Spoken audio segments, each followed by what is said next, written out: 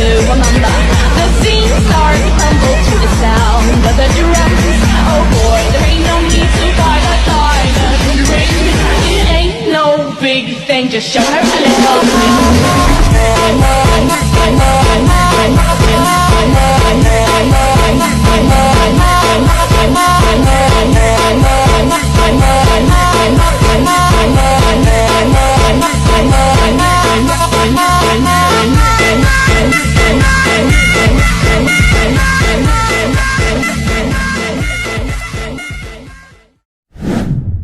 Five, four, three, two, one, and close the door.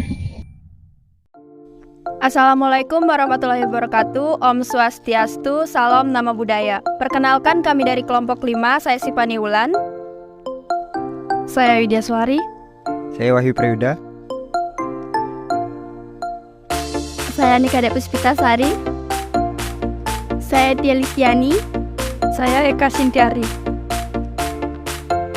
Kami akan membahas mengenai materi perkembangan dan tantangan di awal kemerdekaan Indonesia, serta upaya mempertahankan kemerdekaan melalui perjuangan diplomasi. Kami akan membahas materi ini dengan menanyakan beberapa pertanyaan kepada rekan kami.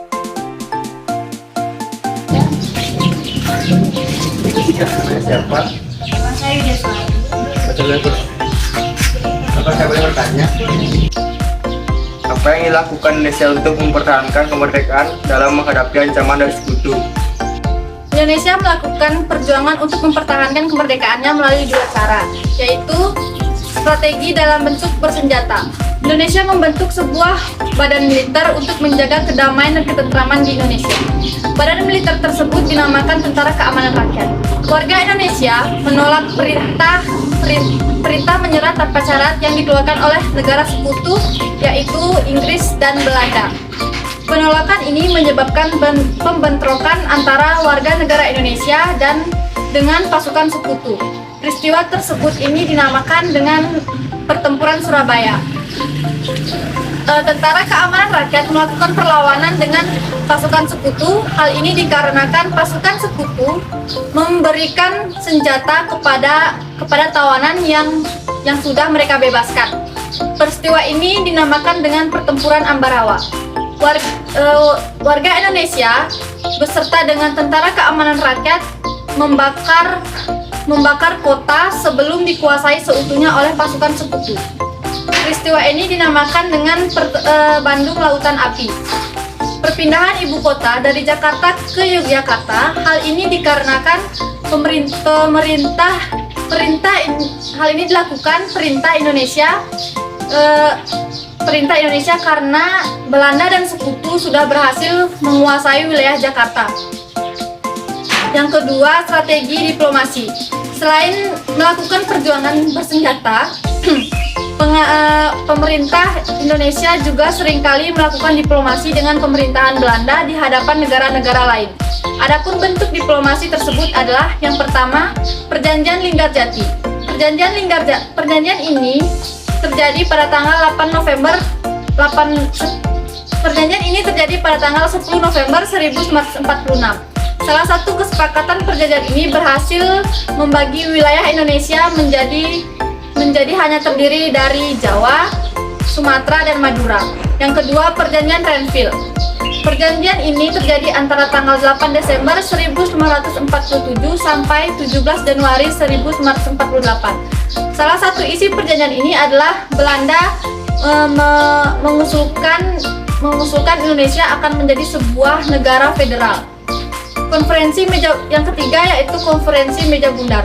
Konferensi ini terjadi antara tanggal 23 Agustus 1949 sampai 2 November 1949. Konferensi ini telah menyebabkan berubahnya sistem pemerintahan Indonesia menjadi negara serikat. Oke, terima kasih Kak. Hai Kak, namanya siapa?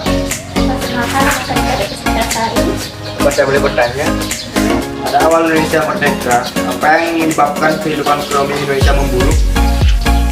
Penyebab kehidupan ekonomi Indonesia memburuk itu dilalui beberapa hal. Yang pertama, terjadinya inflasi yang tinggi yang disebabkan oleh beredarnya mata uang Jepang di masyarakat dalam jumlah yang tak terkendali dan beredarnya mata uang cadangan yang dikeluarkan oleh pasukan sekutu dari bank-bank yang berhasil dikuasai untuk biaya operasi dan gaji pegawai yang jumlahnya mencapai 2,3 miliar. Yang kedua, terjadinya blokade ekonomi dari Belanda pada November 1945 yang menyebabkan barang-barang ekspor Republik Indonesia terlambat terkirim dan barang-barang dagangan milik Indonesia tidak dapat diekspor, bahkan banyak barang-barang ekspor Indonesia yang dihancurkan sehingga Indonesia kekurangan barang-barang impor yang sangat dibutuhkan.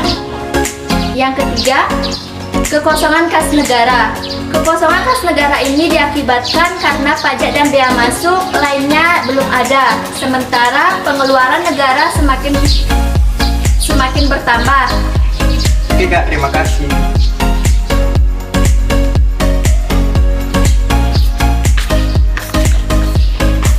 Permisi Kak, bersama siapa? Terima kasih. Boleh bertanya Kak? Boleh. Sebutkan hasil perundingan Renville. Hasil perundingan Renville yaitu yang pertama, wilayah Indonesia diakui berdasarkan garis deklarasi.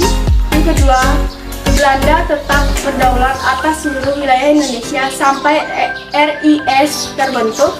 Yang ketiga, kedudukan RIS dan Belanda sejajar dalam UNI Indonesia Belanda.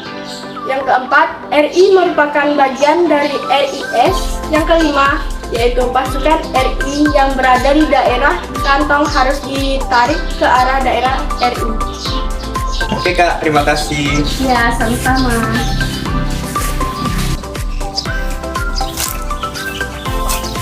Permisi Kak, namanya siapa? Boleh saya bertanya? Bagaimana upaya mempertahankan kemerdekaan melalui perjuangan diplomasi? Melalui perjuangan diplomasi, bangsa Indonesia berupaya menunjukkan kepada dunia internasional bahwa kemerdekaan dan kedaulatan yang telah diraih bangsa Indonesia pantas untuk dibela dan dipertahankan. Oke Kak, terima kasih. Permisi Kak, namanya siapa Kak? Boleh saya bertanya Kak? Apa yang terjadi dalam konferensi meja bundar pada tanggal 23 Agustus 1949 di Den Haag, Belanda?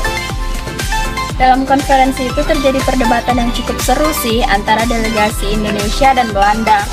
Seperti Belanda menuntut agar Indonesia mengakui utangnya terhadap Belanda yang dilakukan sampai tahun 1949.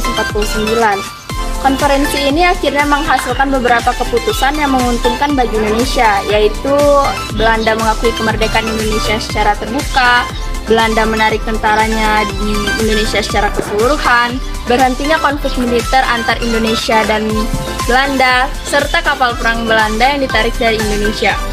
Namun pada saat itu Indonesia masih berbentuk RIS atau Republik Indonesia Serikat, yang artinya masih dalam pemerintahan Belanda.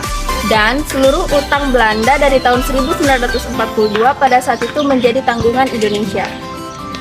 Oke Kak, terima kasih ya.